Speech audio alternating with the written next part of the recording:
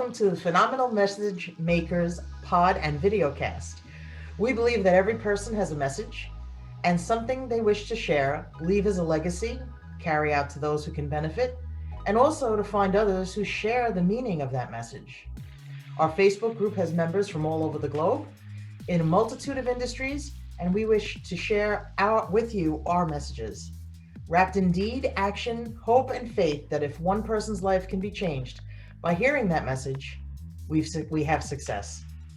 Today's guest on our inaugural pod videocast is Celeste DeCamps. Celeste is a motivational speaker. She shares a lifetime experience of stage dance and movement through engaging stories and fun audience interaction. She guides the audience as they discover tools that will help keep them feeling energized and confident moving forward. And she's a lot of fun. So Celeste, welcome to the broadcast. Well, thank you so much for this, Jane. I feel so honored to be here. And I really think that it's something that we all need to do more of. Share our lives, share our messages in hopes of inspiring, or if anything else, have a nice listen. Exactly. Well, thank you again. Thanks for being on. Can you tell us a little bit about your background? And I guess maybe the question is what you wanted to be when you grew up and how that might be what you do now or completely polar opposite. Growing up, I had a great imagination. I loved play acting. I loved to dance. I played the drums. I was all of these things. I had so many different interests, and I wasn't really sure what I wanted to be when I grew up. I just knew that whatever it was going to be, it had to be fun. That's all I cared about. Who needs money? I don't. That's true. I was very, very shy, though. It was fine playing with my brothers and sisters and getting them to act out all kinds of silly plays that I made up. But when I was outside in the real world, I was just too self-conscious. As much as I loved play acting, I just didn't have the nerve to ever go up on a stage and even try. But dancing was something else. For whatever reason, when I was dancing, I didn't care about what anybody thought or had an opinion. I just put the music on and went and enjoyed that freedom of being comfortable in my own skin. That's awesome. Yeah. That's awesome. So now I asked you to be on this podcast, and I'm wondering what your phenomenal message is. Can you share that with us? Sure, because a lot of it does come from dancing. It took me a long time to find my confidence off the stage.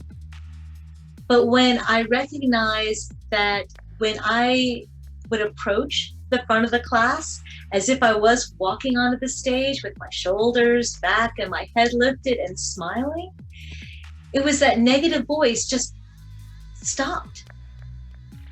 And I realized that as long as I pay attention to my body, as long as I see myself being confident, I was.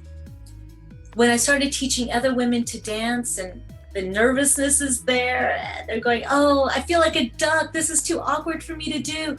But once I got them to relax and they started to dance and they started to smile, it was like magic. They immediately felt sexy. They immediately felt pretty. And they would ask me, I don't understand what you did. Why do I feel this way now? And I said, because I put your body in it first. We told the mind to take a break, make your body do it. And believe it or not, the mind won't argue with you. And I found that is a strong message, especially when you're walking into a job interview, a networking event, and that voice is giving you a lot of self-doubt. Turn it off by turning on your body and paying attention to your posture. It makes a difference, not only how people see you, but how you see yourself. So in one sentence, what would you say your phenomenal message is? I have to put it in one sentence. If the body believes, the mind will follow. That's awesome. That is awesome. Thank you. So I can see that you're very passionate about this message, and I think from what you just said, it really shows the importance that you bring to having people understand that concept. How is it? What was your mission in the beginning of this? Like, how does it apply to your business and what you do? And has it stayed true to your original concept of did it was it supposed to become a business? Was it just something that you wanted to help people with? How did that all transpire? A couple of things started to happen.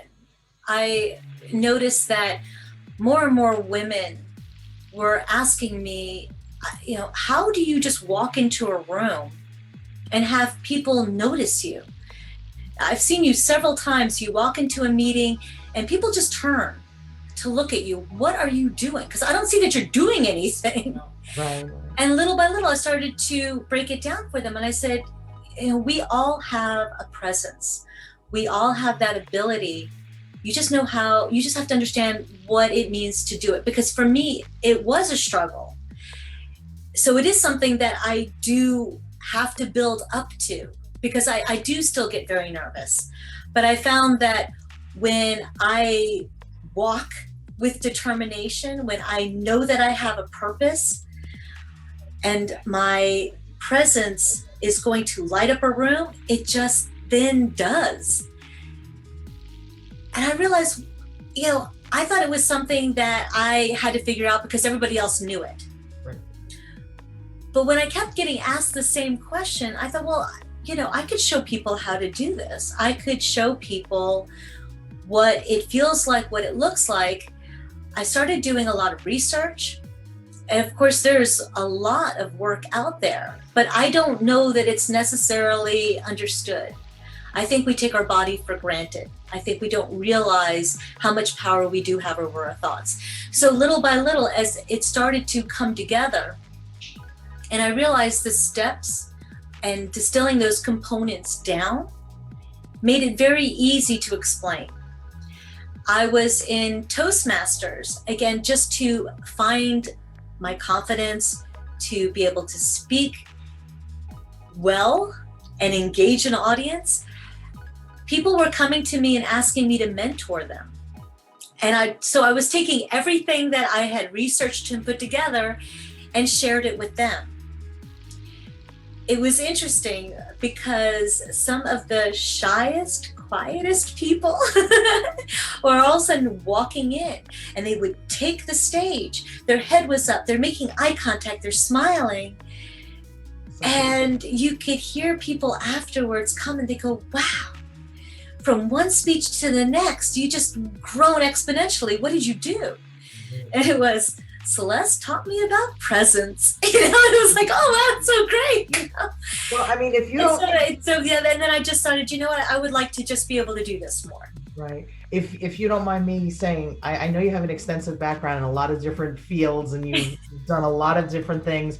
I think if you don't mind me sharing, you would think that in this interview, I am when Celeste says about coming into a room and everybody turns to see her, she's not 6'5" and 300 pounds. She's a very petite woman, and yet commands a room. It's really it's amazing what, like you said, just the presence, having that leadership quality, that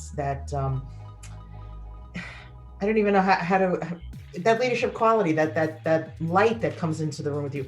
Why do you think that you chose that type of role in whatever room you walk into, or do you think is it you? Is it people looking for someone to lead? Is it something else? Is it something that other people can aspire to, I guess, or grow into doing? Well, I realized that if I didn't get over my shyness, that I was not going to be successful socially or in the business sense. It was a lot of work of trying to figure out, what do I need to do to be able to approach people, to make eye contact. And many times I was counting the floor tiles because I just couldn't bring my eyes up to look at people. that self-consciousness took over. But it was really thanks to the dance that helped me understand that power of presence, because people would not even notice me when I would walk into the nightclub. I was so nondescript. But once I put that costume on and the music started, it was like all of that energy just exploded onto stage. And people were like, well, where did she come from? But it took me a while to start to harness that. Because, of course, I'm not going to walk into the room, like this and dancing. People might. But I had to understand, okay, what am I doing on stage that I can do in my everyday life that makes sense? And the biggest one was eye contact and smiling and trusting that was enough to get people's attention. That was enough to walk into a room, a crowded room, just make eye contact with one person and smile. And it was like, you're in. And that was the beginning of understanding, because when I was a professional belly dancer, there wasn't the internet. It really was word of mouth. And I had to learn to start talking to people, to hand out my cards, to talk about my availability, Right. what I would do at your party for you, and Right. all of that. Gambling in the room of self-promotion is a big problem for a lot of people. But Yeah, so it was a lot of hit and miss until I started to realize what words would attract attention, what I needed to say. I needed to make it about them. I had to approach it with what benefit I had for them. It wasn't about me. And that carried through when I was in, like I said, the other work that I did. I co-owned and managed a jazz and blues club, and then sold wine and spirits to restaurant clubs, hotels all over Manhattan. A lot of that would not have happened if I didn't realize the importance of how we hold our bodies, the importance of a smile. It's so easy, but we don't always think about that. We feel self-conscious. And we think, well, we're gonna look silly just with a grin on our face. And yet, that is probably the most welcoming thing you can do and the easiest thing to do. so let me ask you that you said that I think it's a twofold question. I hear there's certain values, certain things that you look for, and that you probably could use to evaluate your success with people that you work with. So what are some things that you value in terms of, in terms of what you do and how you do it, as well as are they determinants for success? What I do is I like to find out where people are. Like, what do you think your strengths and weaknesses are? What do you think is holding you back from approaching a group of people to talk about yourself and your services? What are you doing in a sales meeting to make your voice heard? What are you contributing? And if you're not, why? And so it's an interesting exercise when people will say, I have no problem speaking one-on-one. Yeah. It's when I get up in front of a group of people. Or I can talk to a group of people, it's the one-on-one that I'm having issues with. And sometimes it's just a conversation. Where do you think that happened? Where do you think you started to stop yourself? Because if you look at kids, they have no inhibition. They run, they jump, they scream, but our experiences happen. And it could just be somebody saying, you talk too much. And then you go, oh, I don't want to do that. And then all of a sudden you're just not talking at all. So if you have somebody that comes to you like that in that situation, how would you determine your success with them? What are the cues that you look to, I guess, for a breakthrough with that? Well, I give them homework. So I tell them, well, this is what I would like you to work on. So I'll give an example because it's easier, I think, I'll take one person. he was an IT guy, and he was used to just being in front of the computer. He had very little interaction with his coworkers unless they just had a problem with their computer, and he would take it and they would go on their way and wait for their computer to be returned. Well, he gets promoted. And part of that promotion was, you are now head of IT and you need to conduct staff trainings. So that's where I came in. He said, I am not comfortable. I have the information. I do not know how to keep their attention. I'm really having a lot of anxiety with it. So little by little, I just broke it down to, let's first breathe.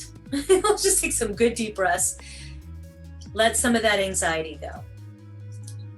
I said, then I want you to just look at me. Just let's make eye contact with me. Smile. Tell me one thing about IT. And so we had a conversation. I said, how did that make you feel? He said, better than I thought it would. He said, but I still have to walk into a room full of people. We started to practice that. I said, I want you to start walking before you walk into the room. I want you to walk up and down this hallway with your head up, your shoulders back, and walk with determination. So the first few times, it was him just looking down, trying to walk down the hall like it's his first time. And I said, you are overthinking this. But I told him, I want you to see what walking with determination looks like. And so I did it. And I walked up and down. And I said, I want you to just copy that. And after about the third or fourth time, this smile is on his face, his shoulders are back. And I said, you got it now. And he goes, this feels great. And I said, that's your homework. I want you to walk home this way.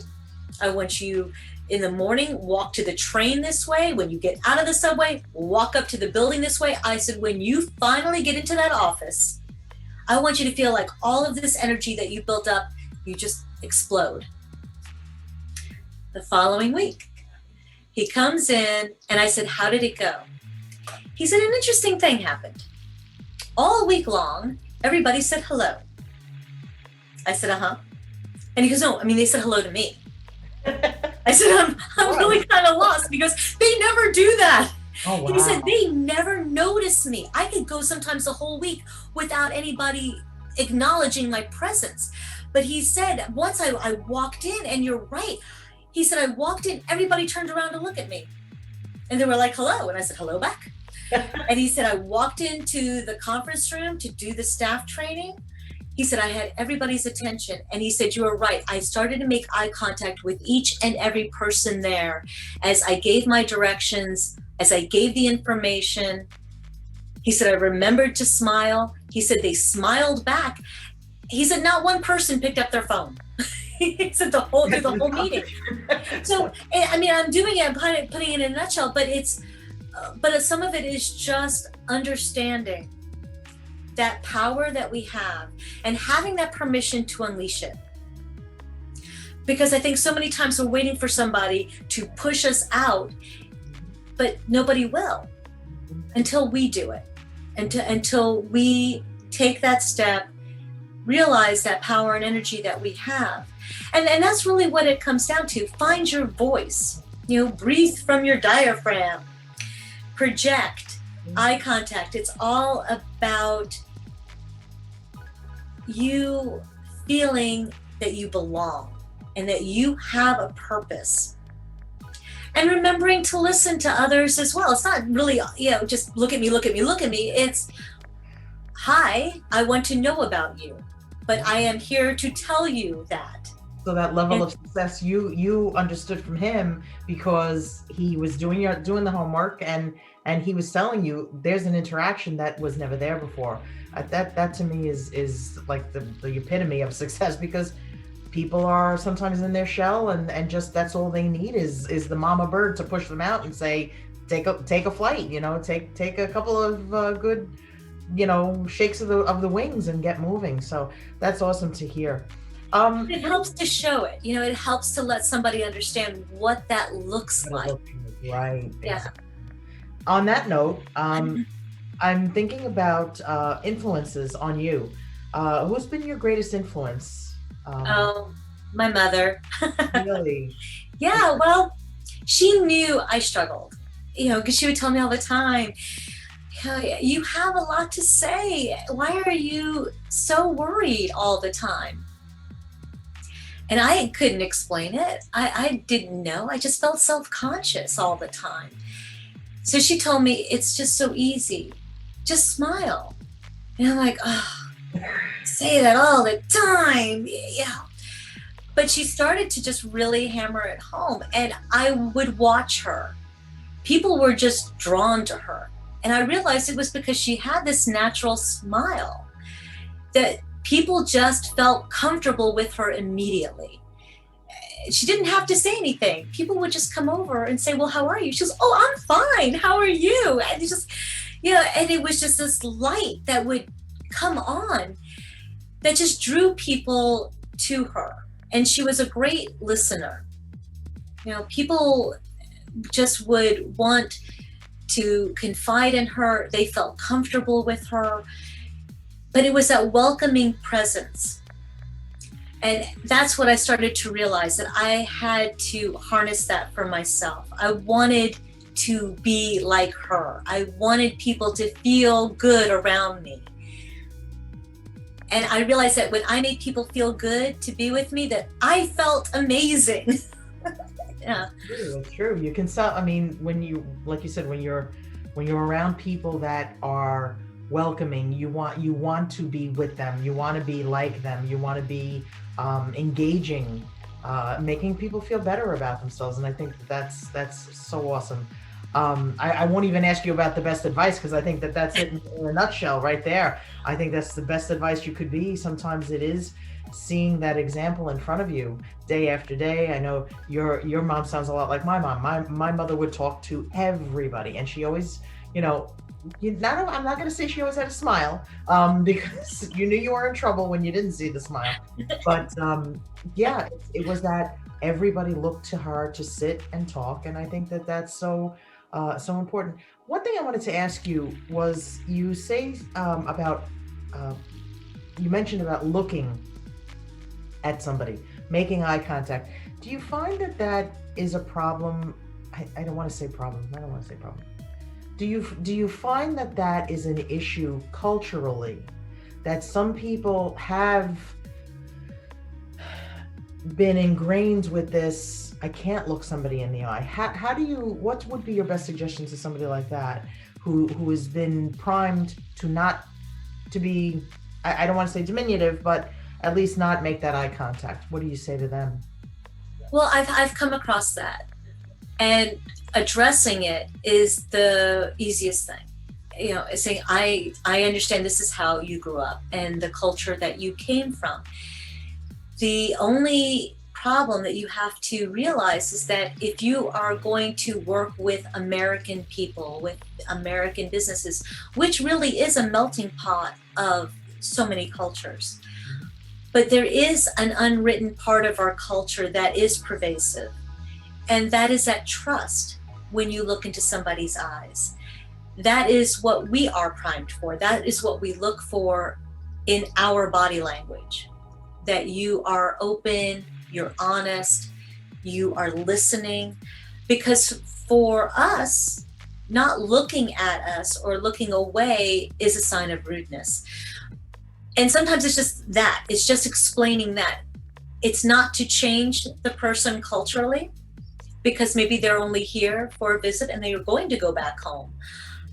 I would tell them, if you are doing business here or in social groups, do be aware of that. It is something that you are going to have to remember. I don't want to say force, but it is, you do kind of feel forced, because it is a rewiring.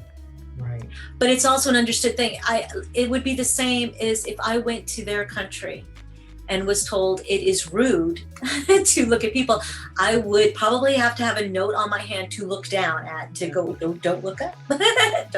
Because you do have to, well, you have to be respectful of the country that you're in.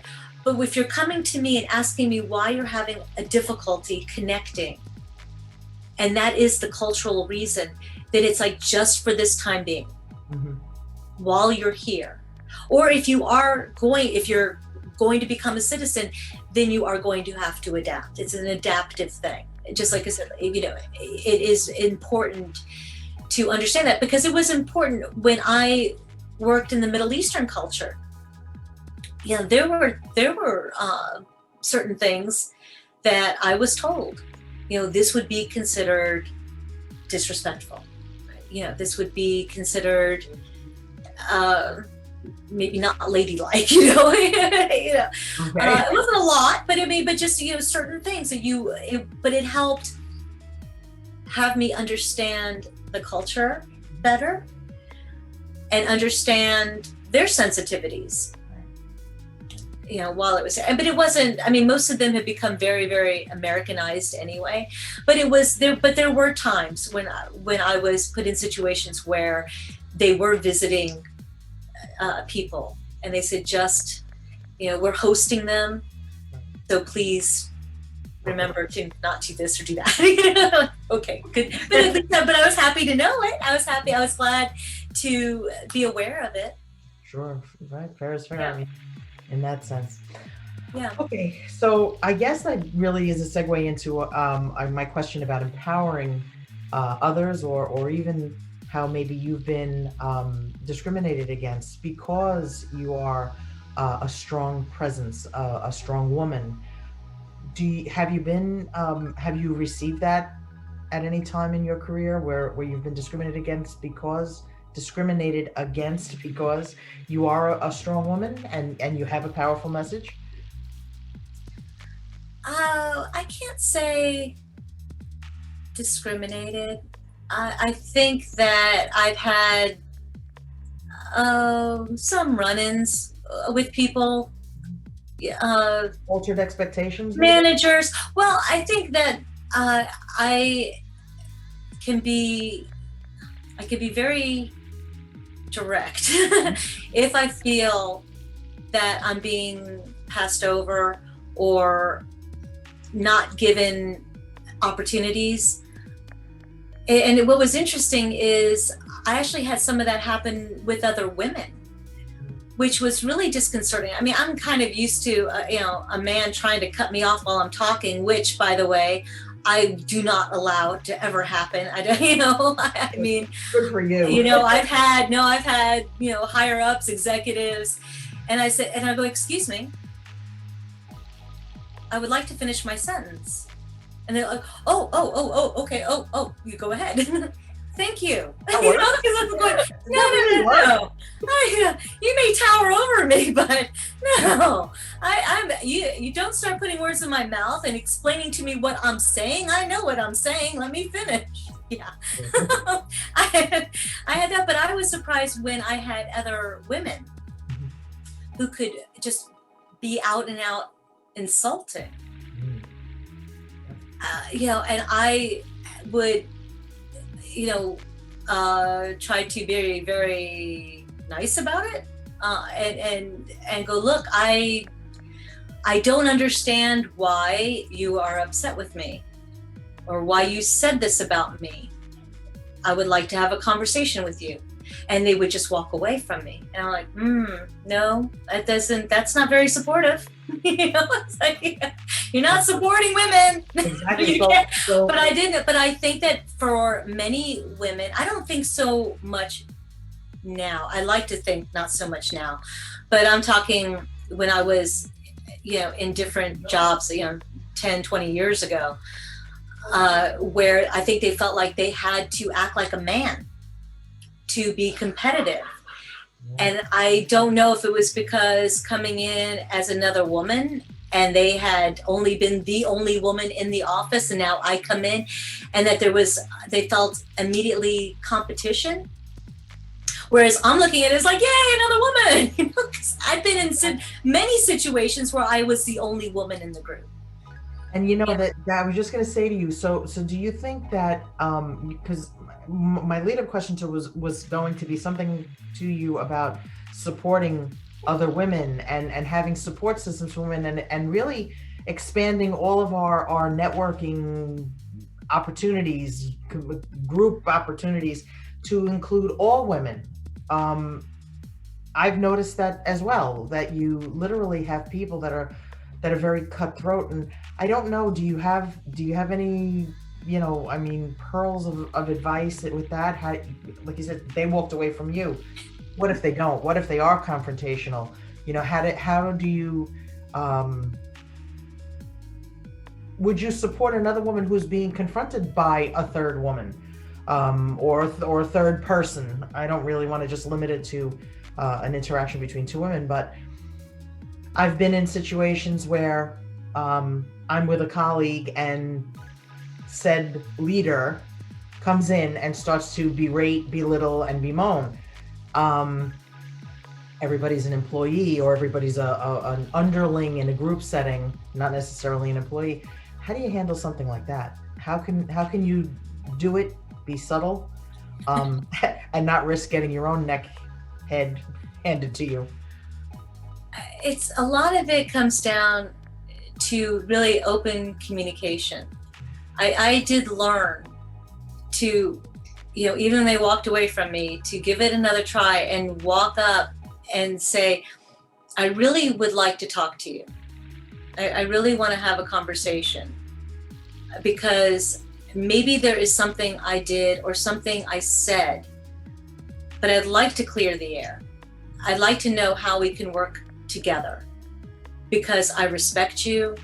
I know how hard you work. I want to just understand, how are we to come together? And sometimes I got, oh, it's in your mind. It's in your head. I never said or did anything. You're fine with me. I'm like, okay, well, that's great. I'm so glad, because again, I enjoy working with you. Sometimes it's just like, kill them with kindness. But I found that when I did that I think that they realized that their tone was a little bit sharp, and I was not coming at them. And sometimes they end up becoming really good friends, because I did kind of clear the air. Like, I'm not, I'm not an adversary. I respect you. I like you. I want to work well with you.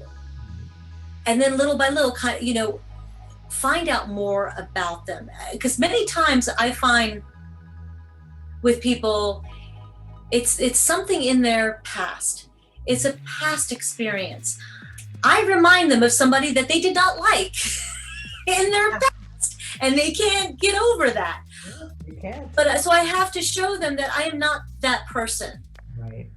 Or that because of your past experiences, I get it. I've had some rotten ones too. We should get drinks and talk about it. Exactly. But especially when it is a coworker, people that you work with every day, because sometimes we see them more than we see our families. True. And it's so important to be able to talk it out. I mean, when I was in the wine and spirit business, I was always the only woman on the team. Right. And you just kind of get used to that. But as the industry started to grow and more women were coming in, before I left, I was actually on a group with all women and one man. That's fun. And it was interesting, because we really worked together well. We had great open communication. Our manager was a woman, but we were able to talk to each other. Because if I did have an issue, I'm like, I want to talk to you, because this is what happened. This is what was said. You didn't back me up. But to be able to do that and know that I wasn't going to be ostracized, it would be like, that was not the scenario that I was given. I will take care of it right now. And it's like, wonderful. This is working out so well. And we were actually the top sales group in the company. We, over and over far exceeded our quotas and our account openings. But it was really something, because I thought, okay, things are finally changing. I didn't once feel that I was in competition with any of them. They didn't feel that they were in competition with me. In fact, I think probably we took on the idea that it's us against everybody else. And that worked really well too. So that's why I'm saying, I think, or at least I like to believe, that a lot of that is changing. That I think women are starting to be better, that we're not the competition, that we could be, if anything else, their cheerleader, their support group, that we will encourage and have that and really build futures together. That's it. I'm hearing from you communication, empathy, and support. And I think that that's key to everything in supporting women, supporting coworkers, be they men or women. That's so important. It's key to understand. Yeah, it's continuing insults and taking everything personally and being overly sensitive. You have to then also look at yourself, because maybe she didn't give me the stink eye and I just thought she did. That's right. Exactly. But it helps to talk about it. It helps to say, what is the issue? Because I will work on whatever I need to work on so that we get along. Mm-hmm. And sometimes, like I said, we just putting the onus on you keeps the other person from getting defensive. Exactly. Because nobody wants to be told, hey, you said this to me and you said that and I didn't like it. Then, right away, the person's going, I'm not talking to you. Sure, yeah, why bother? Okay, well, now we are up to the phenomenal rapid fire round. Okay. We're going to give you 8 questions and 1 word, small phrase answers. Perfect. Best self-care advice? Meditation. Beautiful. Greatest accomplishment? This is going to be a longer one. Greatest accomplishment, leaving a very good paying job and becoming an entrepreneur. Great.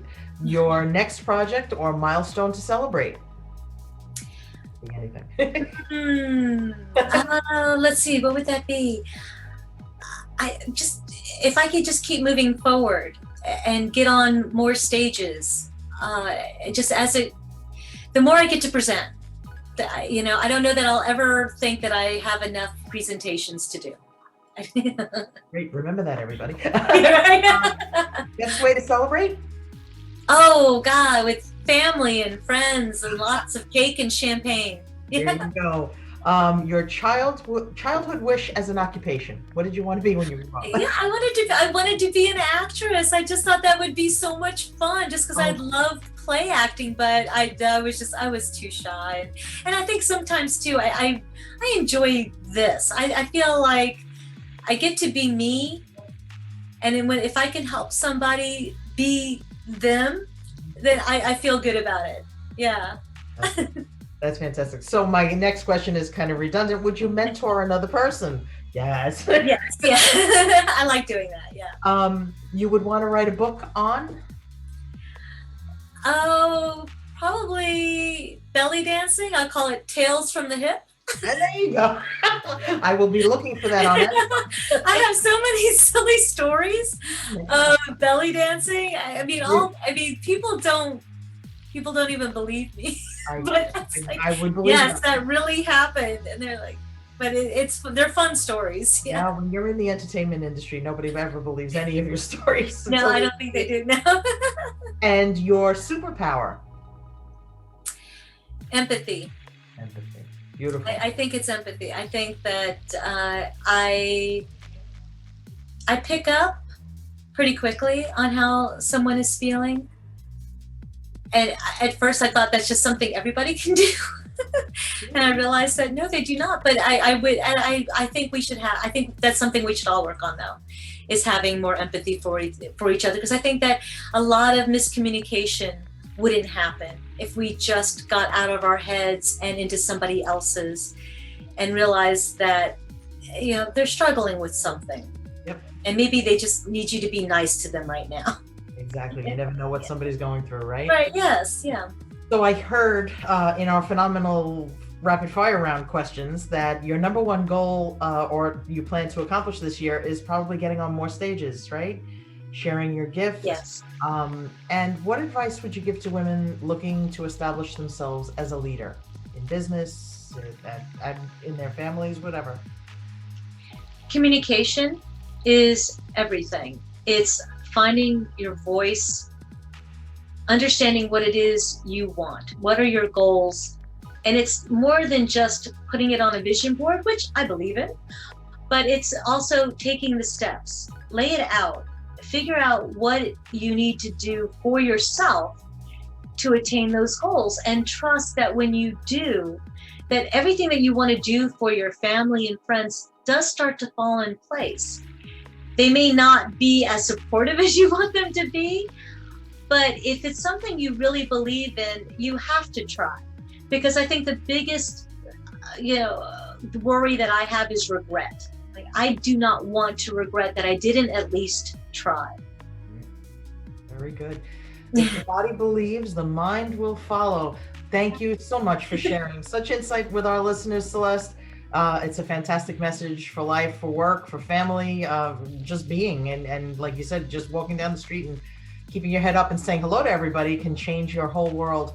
Your message is so powerful, and so many women and men can benefit from hearing it and believing it as well. If you would like to connect with Celeste, you can visit her website at, let me get this straight, www.celestedecamps.com. You can send her an email through her site and her phone number there as well. And you can also find her on Facebook at Mind Body Belief, and on Twitter at CDeCamps7, and on LinkedIn as well. Yeah. If the body believes, the mind will follow. Thank you again, Celeste. Loved having you on here. Thank you. You're welcome. And to everyone listening out there, if you have a phenomenal message, a cause you're involved with, your company's message, a nonprofit organization you'd like to share about, community-based group, whatever you feel carries a phenomenal message and would like to be featured on our broadcast, please reach out to me through Facebook at JP Coaching, or send me an email right to jane@janeparmel.com. Thanks again for listening to the Phenomenal Message Makers broadcast, and have a phenomenal day. And don't forget to pick your head up and make eye contact. Thanks again, Celeste.